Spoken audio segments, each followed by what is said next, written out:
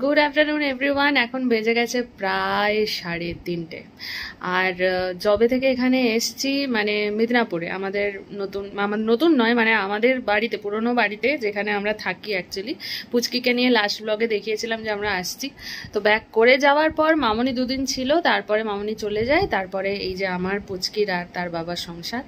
তো জবে থেকে মোটামুটি এখানে এসছি। দুপুর মানে একটা দিনও আমাকে দুপুরে ঘুমোতে দেয়নি।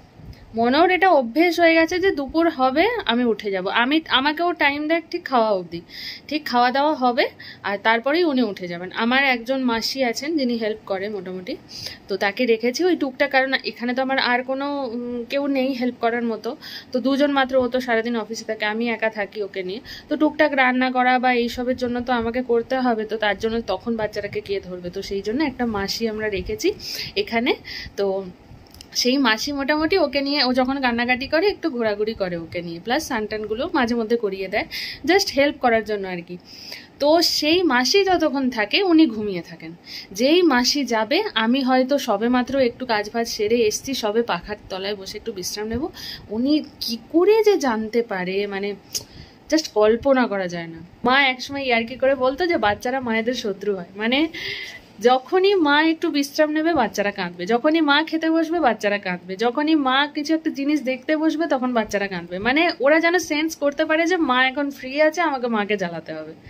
উফ, এই পুচকিটা সেম হয়েছে এখানে আসার পর।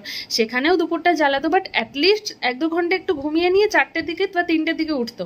এখন রুটিন পুরো চেঞ্জ হয়ে গেছে, পুরো দুপুরটা আমার মাথা খারাপ করবে, বিকেলবেলা ঠিক ঘুম ঘুম পাবে, আমি ঘুম পাড়িয়ে দেবো, তারপরে মাসি আসবে। মানে মাসি আসা মানে দেখে ও ঘুমোচ্ছে, বা কাকে আর কোলে নেবে, বম মাছটা। এই হচ্ছে অবস্থা, জানো তো। এই যে দেখো বম মাছটাকে দেখো, উফ কি দুটু হয়েছে বাবা, কি দুটু। এখন আবার এই যে পা ধরতে শিখে গেছে, পা সারাক্ষণ উনি ধরে থাকবেন, একদম যোগা করেন, সারাক্ষণ যোগা করতে থাকে। আর এই যে তোমরা দেখতে পাচ্ছ, এই যে পায়ে দুটো এরকম পড়া আছে নুপুরের মতো, এই দুটো কালকে ওনার অর্পি মাসিমণি এসছিল, আমার অর্পিতা বান্ধবী, তোমরা তো দেখেইছো, সে দিয়ে গেছে এরকম সুন্দর দুটো। তো আসার পর থেকে এইটা হচ্ছে অ্যাডজাস্টেবল, যেটা সুবিধা হয়েছে। আর পাশের বাড়ি, মানে পাশের বাড়ি বলা ভুল, মানে আমাদের মালকিন যিনি এই বাড়ির, তো তিনি থাকেন পাশের বাড়িটায়।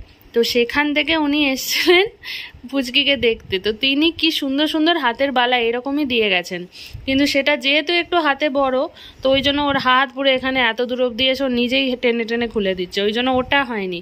কিন্তু এই পায়েরটা অ্যাডজাস্টেবল বলে এটা পরিয়ে দিয়েছি, তাই উনি মাঝে মাঝে খুলে ফেলেন। এত দুষ্টু বাচ্চা, হ্যাঁ, হাত পা যেন বিরাম নেই, সব সময় চটপট চটপট চটপট চটপট। ঘুম হবে না? হাঁচি হাঁচি বার করে দেবো তোর আমি। মামামকে একটু ছুটে দেবে না, কিছু না, চুজু জ্বালাবে, চুজু জ্বালাবে। মজা মজা মজা। আর এই জামাগুলো তোমাদেরকে আমি দেখিয়েছিলাম একটা, যদিও শর্টসে দেখিয়েছিলাম, এরকম 3টে জামা ফার্স্ট ক্রাই থেকে অর্ডার দিয়েছিলাম, একদম মাখন কাপড়, মানে সুতি, গরমের জন্য একদম পারফেক্ট। মানে আমি পরপর কদিন পরাচ্ছি ওকে এই জামাটা, এত ভালো কি বলবো। তো ওই রকমই এটা সেট করে 3টে প্যান্টও নিয়েছি, ওর আগের প্যান্টগুলো আর হবে না, ছোট হয়ে গেছে, তো সেই জন্য এবারে একটু বড় প্যান্ট নিয়েছি বেবি হাগ থেকে। এই যে 3টে প্যান্টের সেট, 3 থেকে 6 মান্থ অবধি এই প্যান্টের সেট। এটা কিন্তু সুতির নয়, এটা গেঞ্জি কাপড়, কিন্তু গেঞ্জি কাপড় হলেও কি হবে, প্রচণ্ড নরম। এই যে 3টে সেট, এই যে 3টে কালার নিয়েছি, ওর ওই ওই উপরে জামাগুলোর সাথে ম্যাচ করে করে নিয়েছি। আর এই যে এটা দেখতে পাচ্ছ, এইগুলো না হতে পারে হয়তো জামাটার মতো সুতির নয়, কিন্তু একদম নরম তুলতুলে একদম, মানে যে কাপড়গুলো হয় না এর টি শার্ট টাইপেরই, একদম পাতলা আর খুব আরামদায়ক। এই 3টে নিয়েছি কারণ ওই যে হাগিসটা পরে, তো বাইরে থেকে যখন কেউ আসে তখন পা প্যান্ট, মানে ওর সব ফুল প্যান্ট, একটাও হাফ প্যান্ট নেই, তো সেই জন্য এইগুলো নিয়েছি। তো এইগুলো এবার পরিয়ে দেবো আর কি, ভালো লাগবে, একবার ধুয়ে নিতে হবে। কিন্তু দুঃখের বিষয় হচ্ছে, মামামকে 2 দিন ধরে যারা দেখে গেছে তারা এই মনোটাকে মোটামুটি এরকম হাগিজ পরা অবস্থাতেই দেখে গেছি। মানে প্যান্টটা একটু দেরিতে রিসিভ করেছি, জামাটা আগে পেয়ে গেছি, তো বেচারার একটুখানি প্রেস্টিজ পাংচার হয়ে গেছে আর কি। জামাটা নতুন ছিল কিন্তু পিনিটা হাগিজ পরা ছিল। এই বাবা গো, সবাই দিকে নিয়ে চলে গেল, কি হবে মানে। এরপরে যারা আসবে তারা তোমাকে পেনিতে দেখবে, ঠিক আছে? যারা দেখে গেছে হাগিস পরে তাদেরকে বলবো, এই তোরা ভুলে যা, তোরা কি দেখেছিস ভুলে যা। হ্যাঁ হ্যাঁ হ্যাঁ ঠিক বলেছি না, ঠিক বলেছি না, বলে তো। হ্যাঁ ঠিক বলেছি।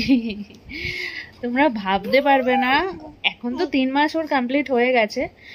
ও 2 মাস প্রায় 5 দিন 6 দিন হয়েছে, সেই সময় থেকে ও এত কথা বলে, এত কথা বলে, মানে আমি সত্যি অবাক হয়ে যাই। এইটুকু বাচ্চা কন্টিনিউ কথা বলে যায় আমার সাথে, তালে তাল দিয়ে যায়। এই দেখো, কি বলছো, কিটা বলছো, হ্যাঁ কি বলছো, পাটাকে সবসময় তুলতে হবে, পাটাকে তুলে দিতে হবে সবসময়। হ্যাঁ বম্মাজ, বম্মাজ। চোখে ঘুম নেই, এই বাচ্চা ঘুমোবে দুপুরে, আশা করাও পাপ। এই দেখ হাসছে, বদমাশি হাসি, বদমাশি হাসি দিচ্ছে, দেখ বম্মাজ। ঘুমোবি না, মাকে ঘুমাতে দিবি না,